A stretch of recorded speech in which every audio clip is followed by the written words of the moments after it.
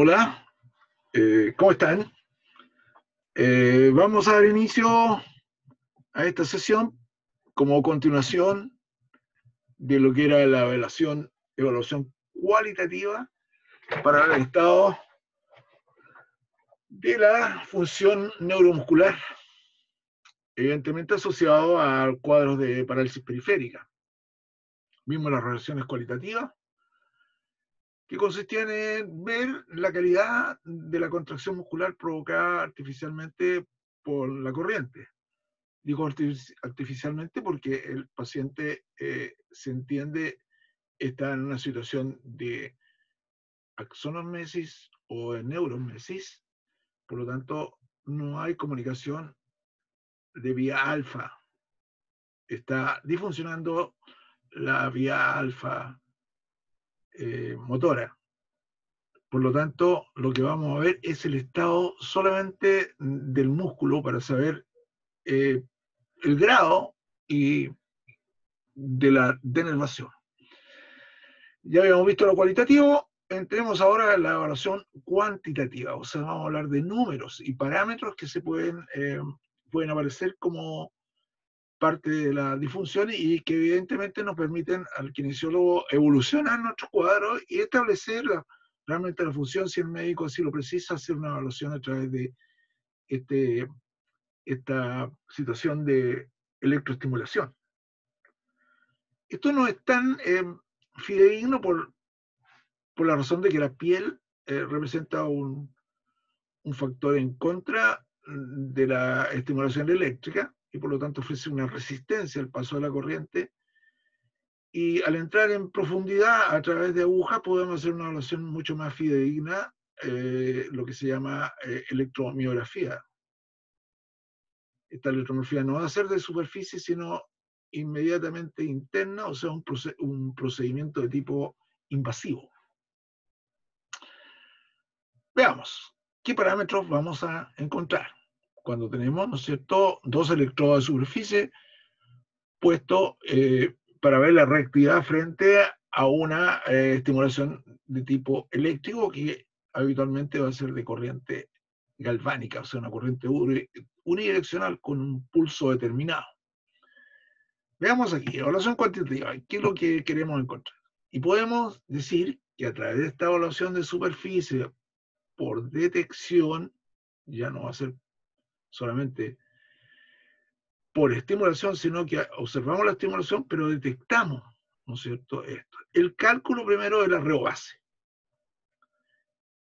el cálculo de la cronaxia, la curva intensidad-tiempo, electromiografía de superficie, que no va a ser en este momento tocada por nosotros, sino que seguramente más adelante en el ejercicio profesional, porque necesitamos un equipo bastante diferente. Y en estudios de electromiografía de superficie se hacen preferentemente para verlo en la parte funcional, digamos, estudio de alguna función como marcha, o específicamente la actividad muscular en el momento de un ejercicio, etc. Eso lo podemos hacer a través de la electromiografía de superficie, que necesita equipos de laboratorio que se usan generalmente en biomecánica. Aquí entonces vamos a ver cálculo de rebase, cálculo de cronaxia, la curva de intensidad-tiempo, el comportamiento ahí con números de la acción neuromuscular, y el cociente o factor llamado cociente de acomodabilidad. Lo vamos a escribir en su momento. Vamos. Cronaxia y rebase. ¿Qué es la rebase? Es el voltaje mínimo o la amplitud mínima o intensidad para provocar una contracción muscular usando una duración de fase de al menos 500 milisegundos. Ojo con eso. Por eso está enmarcado con una flecha roja ahí que dice 500 milisegundos con una corriente directa. O sea, esta es una corriente unidireccional o corriente galvánica. ¿No es cierto? ¿Por qué necesitamos 500 milisegundos? Porque evidentemente no podemos encontrar con que la actividad muscular, que es la que vamos a medir, no tenga el factor nervioso. O sea, la placa motora no está funcionando porque el nervio está cortado, está en una fase de axonomesis o de neuromesis. Entonces, ¿qué es lo que vamos a estimular? Es el tejido muscular, como si fuera un bistec que está sin actividad nerviosa. Entonces, vamos a aplicarle un pulso de 500 milisegundos. Decíamos antes que la inexcitabilidad farádica, cuando vimos las reacciones cualitativas, era cuando poníamos a un músculo con corrientes que tenían al menos 1 milisegundo y menos de 1 milisegundo. Cuando el músculo está enervado, lógicamente que es inexcitable a ese tipo de corriente. No sé, eso es lo que llamamos reacción de Dijon, ¿no es cierto? No funciona con más de 1 milisegundo o menos de 1 milisegundo, perdón. Y es así como cuando ponemos 200 microsegundos, es muy probable que no nos responda en nada porque no está el nervio. Entonces, lo que antes aparecía como 200 microsegundos, 0,2 milisegundos, ¿no es cierto? Como una corriente que podía provocar contracción muscular y que sirve generalmente para hacer estimulación a través del TENS de baja frecuencia y alta intensidad, como vimos, o corrientes para entrenamiento muscular, como puede ser la corriente rusa. Necesitamos un pulso de 200 milisegundos. Lógicamente que en caso de enervación no podemos usar ese tipo de corriente. Ojo con eso, cuando ustedes vean a un paciente que está denervado y pretendan estimularlo para hacer reeducación del trofismo muscular con corrientes de menos de 1 milisegundo, notoriamente estamos frente a una acción, a un error de tamaño. Es decir, no podemos hacerlo porque el músculo es inexcitable con las corrientes farádicas o neofarádicas. Todas las corrientes de 1 milisegundo o de menos de eso no nos sirven para accionar. Por lo tanto, el músculo que está sin su nervio va a necesitar una fase amplia, una fase más grande, una fase más irritativa desde el punto de vista de sensación del paciente. Acuérdense que eso lo vimos en la primera parte con referencia a los TENS. Pues aquí estamos frente a un pulso de 500 milisegundos. Nos aseguramos que con ese pulso, lógicamente, sí o sí, ese tejido muscular que está sin nervio va a responder. Entonces, vamos a marcar la intensidad umbral. Por eso se habla de voltaje mínimo o intensidad mínima para entonces ver la contracción muscular. Esa contracción muscular entonces va a aparecer con un voltaje mínimo. Y ese voltaje mínimo lo llamamos como río base y lo vamos a anotar. Lo vamos a anotar aparte o vamos a grabarlo, ¿no es cierto? Los equipos más nuevos incluso traen para grabar, ¿no es cierto? O con una mini computadora que permite grabar los voltajes. Los voltajes. Entonces, lógicamente, que evidentemente está eso enmarcado como una forma de conservar ese número como referencia. Lo podemos comparar esa referencia también con el lado contralateral si se refiere, por ejemplo, a extremidades. Entonces, esa es la reo base. El voltaje mínimo o intensidad mínima para provocar una contracción muscular. Número, ya es número. Notoriamente, cuando hay una situación de enervación, ese voltaje va a ser un poco más alto que lo normal, si lo comparamos con el lado contrario. Ya tenemos un número. Luego podemos seguir efectuando contracciones con las diferentes también fases. Por ejemplo, podemos ir bajando estos 500 milisegundos.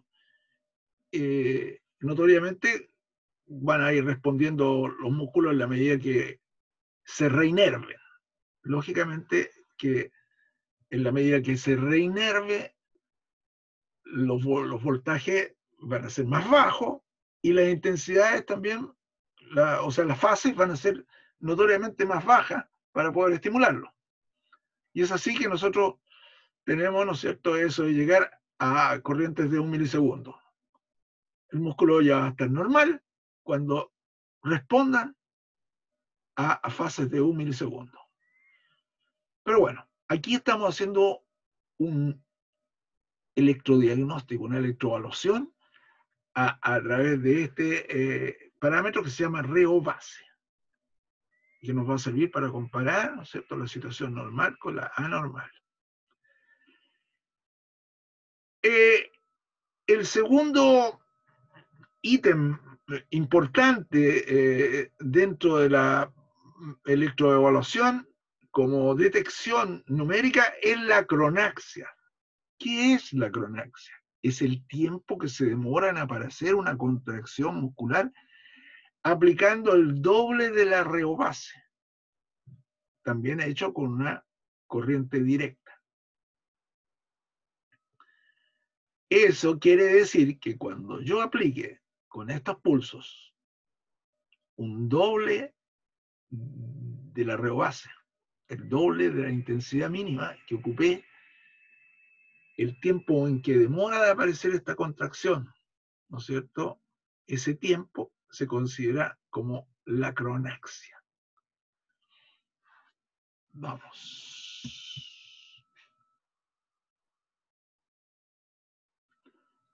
Algunos definen esto, como dije anteriormente, el tiempo que se demora en aparecer la contracción aquí se define como la duración del paso de la corriente eléctrica con el doble de la reobase. ¿Cuánto se demora en aparecer entonces esta contracción? La APTA define esto como una definición más prolija. Corresponde a la duración de la fase de un pulso de corriente directa rectangular con el doble de la reobase capaz de producir esta excitación nerviosa o muscular, ya sea si el paciente está inervado o denervado. Por eso se habla de excitación nerviosa. Yo excito al nervio para producir. O si no tengo nervio, solamente la contracción muscular. Entonces este tiempo se mide en milisegundos y por lo tanto también es un factor que debo anotar.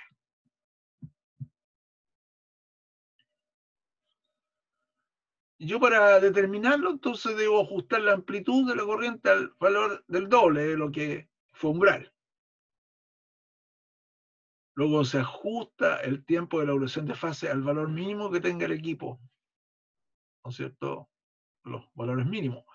Hay máquinas que lo entregan automáticamente en la medida que yo voy aplicándole el voltaje.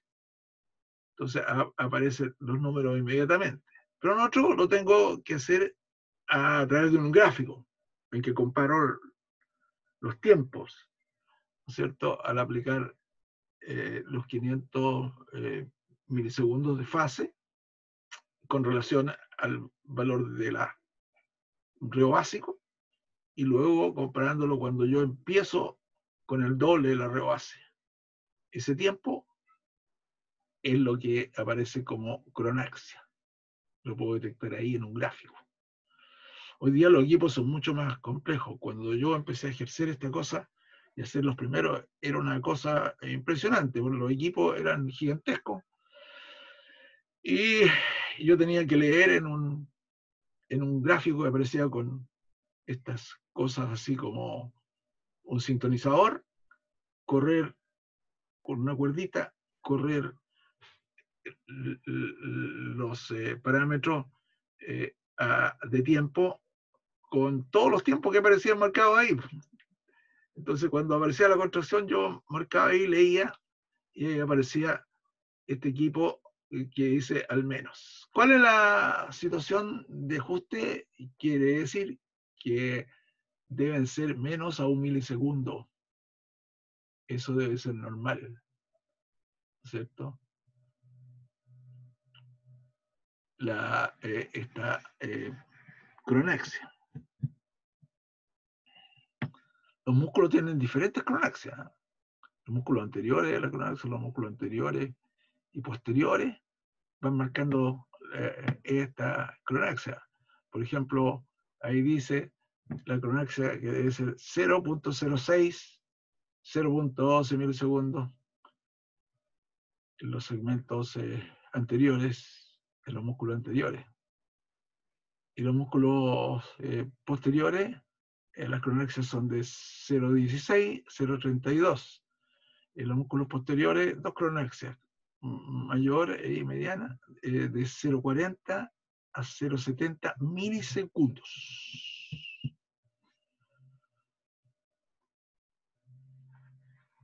Entonces, normalmente en el músculo inervado la coronaxia siempre será inferior a 1 milisegundo. Si yo tengo 1 milisegundo ya hacia arriba, estábamos hablando de una cosa ya que corresponde a inervaciones. Los valores entre 1 y a 3, ¿no es cierto?, indicarán denervación parcial con afectación débil. Valores entre 3 a 6 milisegundos indicarán denervación parcial con afectación moderada. Valores entre 6 y 30 milisegundos indicarán denervación parcial con afectación grave. Y valores superiores a 30 milisegundos indicarán denervación total. O sea, si yo tengo un paciente que ya está en plena degeneración valeriana o está en axonomesis, y más aún, el paciente que tiene un corte de un nervio, una neuromesis, estos valores van a ser siempre superiores a 30 milisegundos, indicarán una denervación total. Es importante esto porque nos permite hacer un diagnóstico de la situación y podemos incluso ver si el paciente evoluciona a través del tiempo, acompañándolo con la terapia que vamos a hacer, su estado general, su medicación, etc. Cómo evoluciona y cambia en el transcurso de su probable reinervación, desde las afectaciones totales, como puede ser esta, a lo que es normalmente inervado, que será coronaxias inferiores a 1 milisegundo. Entonces, yo cuando tengo ese paciente que ha evolucionado y que ha cambiado su situación a tener coronaxia entre 0.10 y 0.7, yo tengo un paciente que notoriamente está de vuelta, está normalizando su situación de inervación.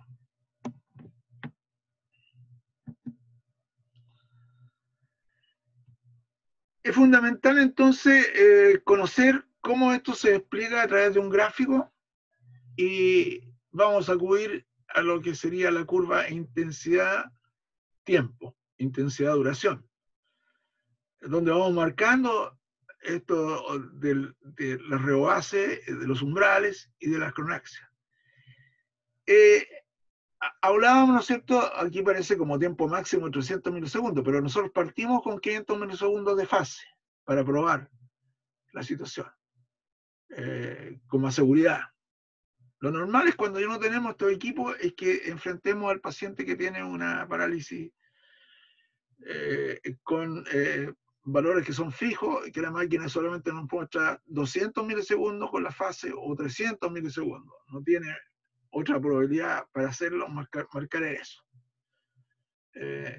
Afortunadamente, los equipos que hoy día vienen para hacer esta curva de intensidad-tiempo, electroterapia más compleja, y vamos a tener la posibilidad de tener hasta incluso 1000 milisegundos, como son los equipos hechos para realmente trabajar con pacientes con neuropatías periféricas, denervaciones totales. Entonces son equipos mucho más sensibles y que tienen la posibilidad de tener hasta pulsos de 1000 milisegundos.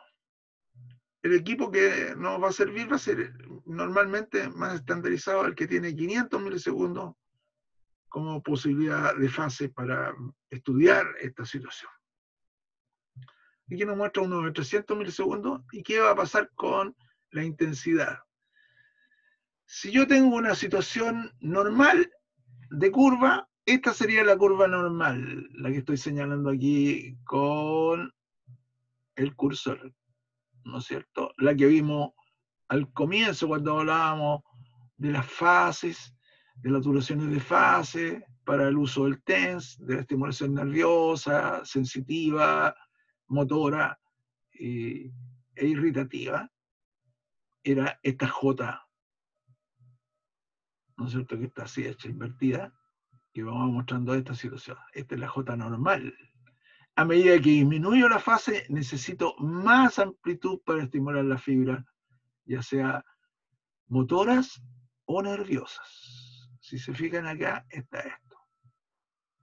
Cuando yo tengo un paciente que está enervado, notoriamente esta curva voy a tener que tener más intensidad. Con estos 300 milisegundos llego acá arriba, ¿no es cierto? Y lo marco.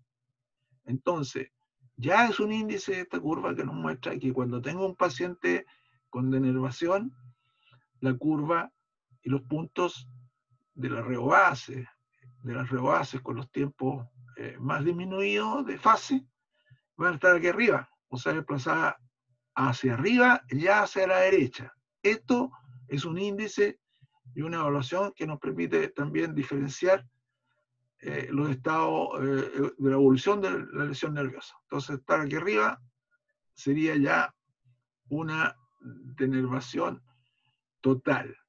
El paciente está afectado, por lo tanto, la curva y los parámetros se evolucionan hacia arriba y hacia la derecha.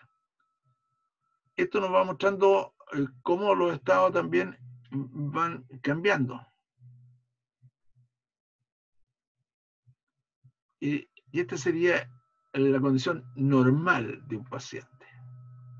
Entonces, si la evolución va bajando hacia el lado contrario, abajo la intensidad, y cuando yo tenga fases muy pequeñas, sí va a haber una respuesta a los 200 microsegundos, ya 0,2, voy a tener esta curva, que sería la curva normal, la J normal.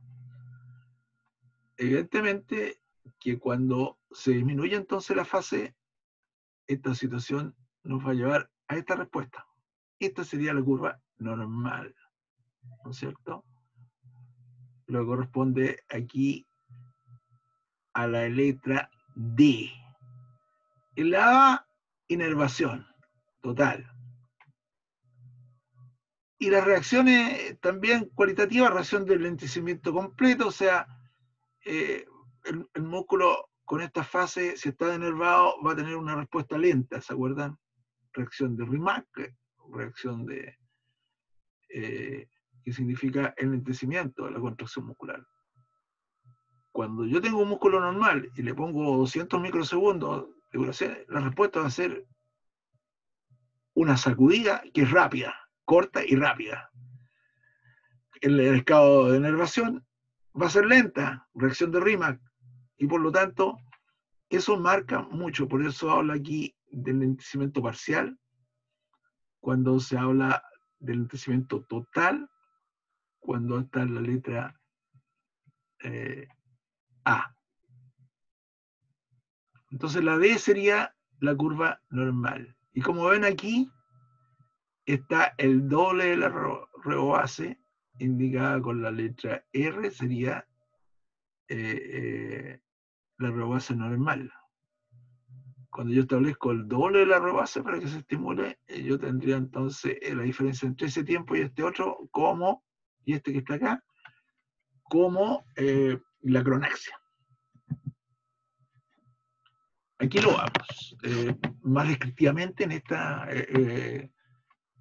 diapo, las condiciones, ¿no es cierto? Esto sería como yendo hacia lo normal. Entonces tengo una situación aquí con las fases más amplias, pareja. Entonces esta rama pareja de los valores normales se llama rama reobásica. Y cuando ya empiezo a subir, aquí el punto de inflexión, en este ángulo de inflexión, cuando empiezo a subir la intensidad, me marca que tengo que elevarme. Al despegarme de esto, formo aquí un ángulo importantísimo, y este es el tiempo que se conoce como tiempo útil. Este es el tiempo útil, o sea, la fase más pequeña o más reducida que me permite mantener una amplitud pareja. Una fase mucho más pequeña todavía que la que empleé acá en la rama reobásica. Y esta rama que sube hacia acá arriba se conoce como rama cronáxia, cronáxica, rama de la cronaxia. ¿Ya? Y acá va a aparecer notoriamente el cronáxia cuando yo marque el doble de esta reobásica. Va a aparecer entonces la cronaxia. Por eso esta rama que parte de aquí del cambio notorio de amplitud se llama rama cronáxica, rama reoáxica.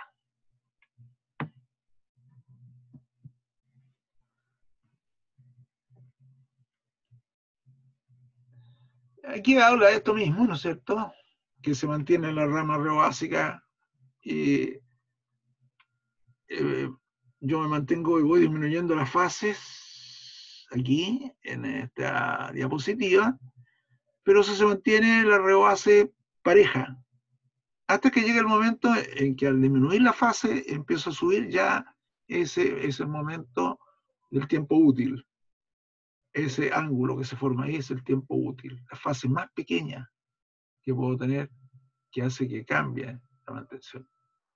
Esa fase más reducida en tiempo es importante. ¿Por qué? Para el tratamiento sobre todo, porque estamos hablando de pulsos entre 200 y 500 milisegundos que son pulsos irritativos. O sea, nosotros vamos a convivir para la aplicación de una contracción muscular en mérito de mejorar el trofismo muscular, no de mejorar la inervación, porque ese es un proceso normal, fisiológico, que no depende del tratamiento que nosotros hagamos, del tratamiento exclusivamente electroterápico. Esa es una cosa que ya tenemos que hablar seriamente de eso, porque la electroterapia no es un método para mejorar la inervación, sino que es un método para estimular la contracción muscular, ya sea artificial o cuando se usa con fines de fortalecimiento muscular para estimular la función nerviosa, excitación nerviosa. Estamos hablando de una placa motora indemne o con un nervio indemne, la vía alfa motriz. Por lo tanto, este tiempo útil es el que se determina y que permite conseguir una fase más corta y con la intensidad mínima requerida, que sería la rebase, para conseguir una respuesta. Aquí, entre esta rama reobásica y la cronáxia, se forma un ángulo que se conoce como ángulo funcional, que es este justamente que está acá, ¿no es cierto? Donde se juntan las dos ángulos funcionales, este que está aquí, que estoy marcando yo con el cursor. Si se ve, esto es lo que habíamos descrito anteriormente como la J invertida, que nos va mostrando cómo me voy acercando a la normalidad. Entonces, cuando yo tengo un caso de enervación, lógicamente que estos valores cambian absolutamente, y si yo persigo estimular el sistema neuromuscular, que ya no existe porque notoriamente está anatómicamente y funcionalmente disfuncionando, no está funcionando porque la vía motora se ha denervado, se ha producido una degeneración valeriana del nervio, y tengo que esperar. Y si se produce un corte, tengo que esperar que haya cirugía,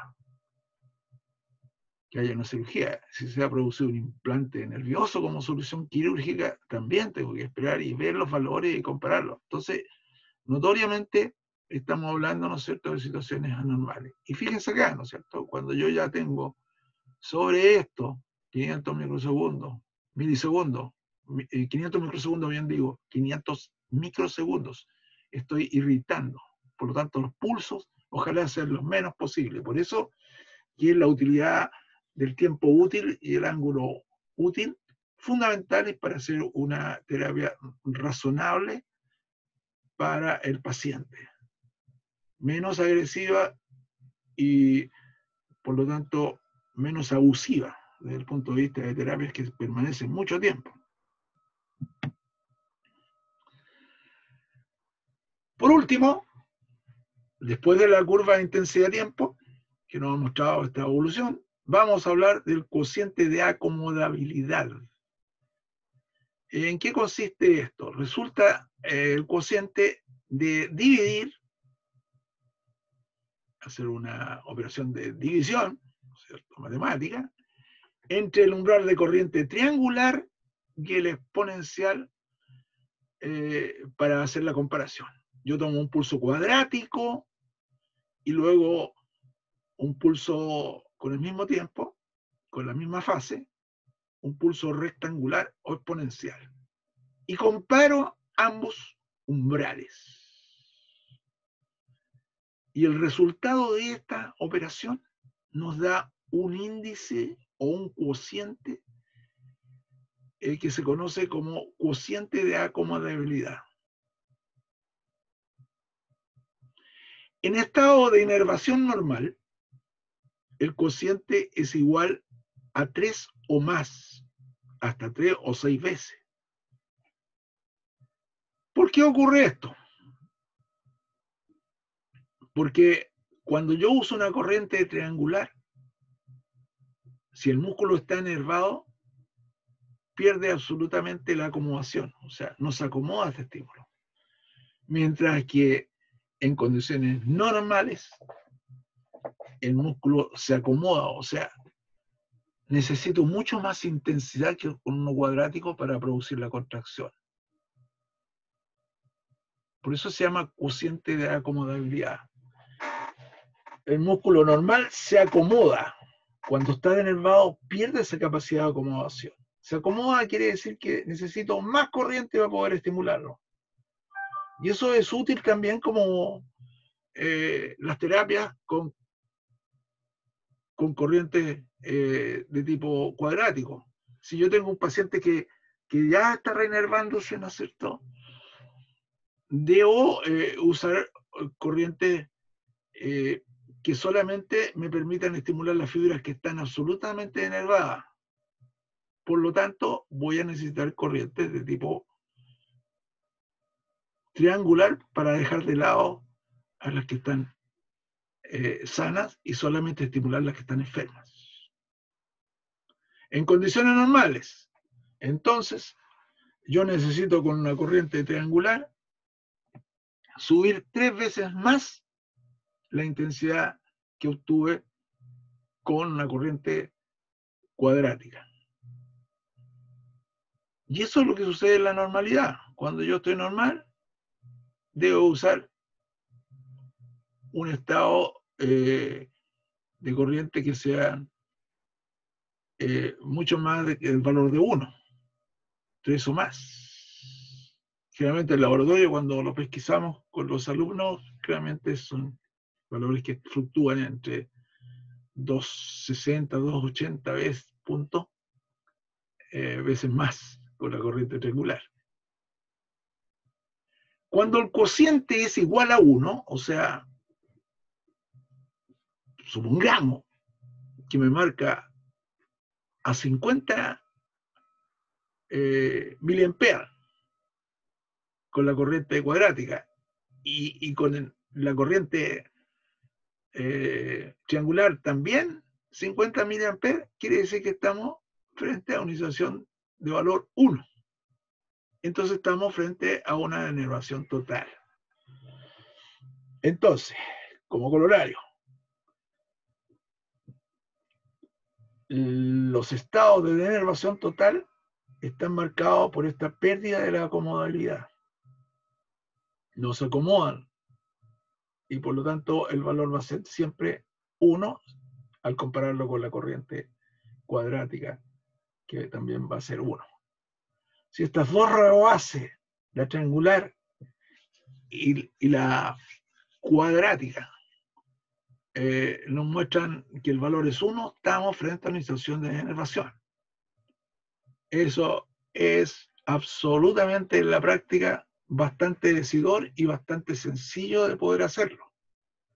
Si tengo la máquina con punto fijo de fase que no tiene mayor posibilidad de ir cambiándola, como cuando ocurre con la curva de intensidad de tiempo, de ir achicando la fase, si yo comparo entonces los dos cocientes y veo al paciente en un músculo determinado que está sospechoso de denervación, lo coloco las dos corrientes, ya sea cuadrática con 200 milisegundos, por ejemplo, y después triangular con 200 milisegundos, y comparo los dos valores, y estos son iguales a 1, o tengo un valor 2, y si comparo con el contralateral, el otro está con valor 3, notoriamente estamos frente a una situación de signos de denervación o pérdida de la inervación. Es así entonces como tenemos estos valores que nos van a permitir una evaluación potente para ver la evolución de un paciente y ver la evolución de mi tratamiento. Es fundamental conocer estas cosas porque normalmente nosotros estamos a veces navegando a ciegas con los tratamientos y si no tenemos referencia numérica, tenemos que tener mucha experiencia para solamente ponerlo de la parte funcional. Si el paciente no tiene una respuesta mejor o mayor y nos determinamos en el tratamiento y conversarlo esto con el equipo, o sea, con el médico que está a cargo, y mostrar que esto es bastante útil. A veces los pacientes no tienen la posibilidad o pasan mucho tiempo de hacerse electromiografía invasiva, que sería seguramente el método más eficiente. Podemos hacerlo con esto. El que solo debe conocer estas herramientas son fundamentales en la práctica de los kinesiólogos que pueden trabajar con denervaciones. Tener absolutamente claro estos valores, ya sea cualitativos o cuantitativos.